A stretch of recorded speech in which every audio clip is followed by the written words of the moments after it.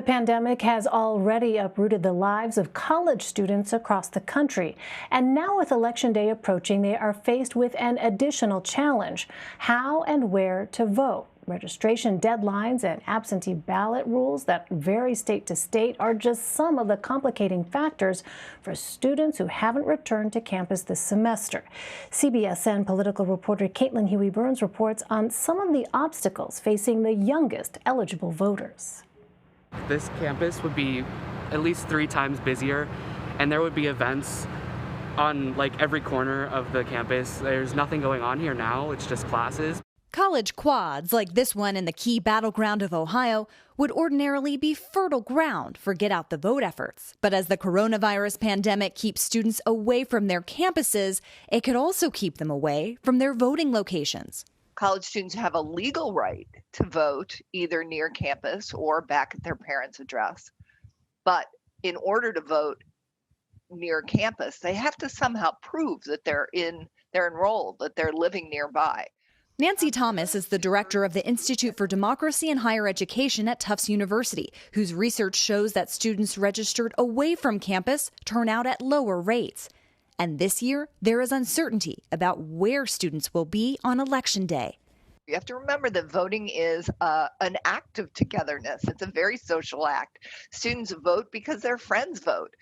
Registration among 18 to 24-year-olds is up from the last election in key states like Michigan, North Carolina, Georgia, and Florida, but it's down in others like Ohio and Pennsylvania. And registration among 18 to 19-year-olds nationally is below 2016 levels.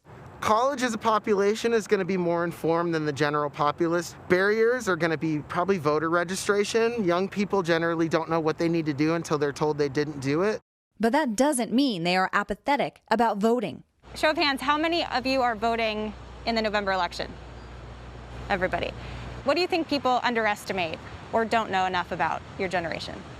I don't think they expect us to come out and vote, but I think that given the coronavirus, us being in quarantine and seeing how everything panned out, there was a lot more attention on our officials. Just being more informed, people are going to be more comfortable to go out and vote. I think what we need now is just to empower this generation, Generation Z, to let them know that their vote counts, that their voices are important.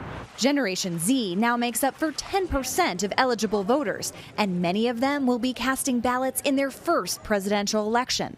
I think it's kind of exciting as someone who grew up with all my parents, and I have 3 older siblings who have all voted already. I definitely feel like we're more able to speak up about issues that have been talked about, but there's really been no change in the past. So I think we're very motivated to see that change. What should we know about this group? We should know that they're activists. We should know that they want to talk issues. This generation is extremely diverse. The vote share of white students on college campuses is getting lower, and the vote share of students of color is getting higher. They are also on track to be the most educated generation and are unafraid to speak their minds. Donald Trump. Yes, Trump 2020. I like his policies. The past 4 years, he's done a great job. Currently, I am supporting Donald Trump. My top issues are immigration and the economy. I'm in college, so I need to be getting a job here in the next few years. Anybody voting for Biden? How much of that is a vote for Joe Biden and how much of it is a vote against the current president, Donald Trump? Majority of it would be a vote against Trump, just because I don't like who he represents. But I also see a better future or more hope with Joe Biden. We need a leader who believes in the dignity of all people and the right of all people to participate in the country and the world that we want to create. Are you concerned that maybe some of your friends or fellow classmates may not vote in this election? I am concerned.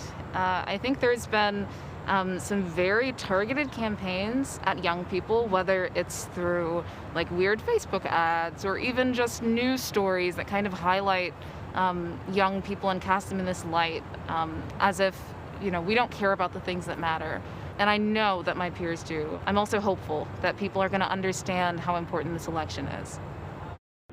And Elaine, most of the students that we talked to for this story said that they planned on voting in person, not only because of skepticism over the Postal Service and how to get their ballot in, but because they also wanted that in-person feeling on Election Day, to be able to get that I voted sticker.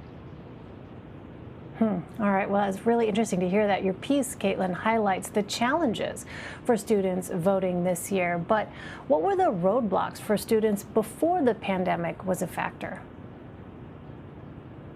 That's right. Before the pandemic was keeping students away from their campuses, there were already hurdles in place. The biggest among them are voter ID laws and whether you can use your student ID as a voter ID. That was a big issue in some states. The other big issue in many states is the closing or the curtailing of early voting locations on college campuses and voting locations on college campuses. Those were the big issues that existed before the pandemic.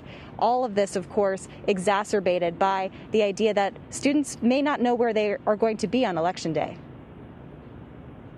Well, you spoke with a diverse group of students. What is the ideological makeup of Gen Z? Well, there was a very interesting recent Harvard Institute of Politics poll that shows that about 60% of these young voters are planning to vote for the Democratic nominee, Joe Biden, and about 27% were supporting Donald Trump. That's a bigger gap than what we saw in 2016. More people saying that they want to support Biden than supporting Hillary Clinton. So that's kind of where they fall on the spectrum. And I think that's reflected in the piece and the students that we talked to for that piece on the campus of Cleveland State University. Another interesting dynamic in that poll is that before the pandemic, kind of 6 months ago, the poll asked how the economy ranks for students, and they ranked it really low, pretty low on the list, about 5th place. Now, however, it ranks as one of the top issues.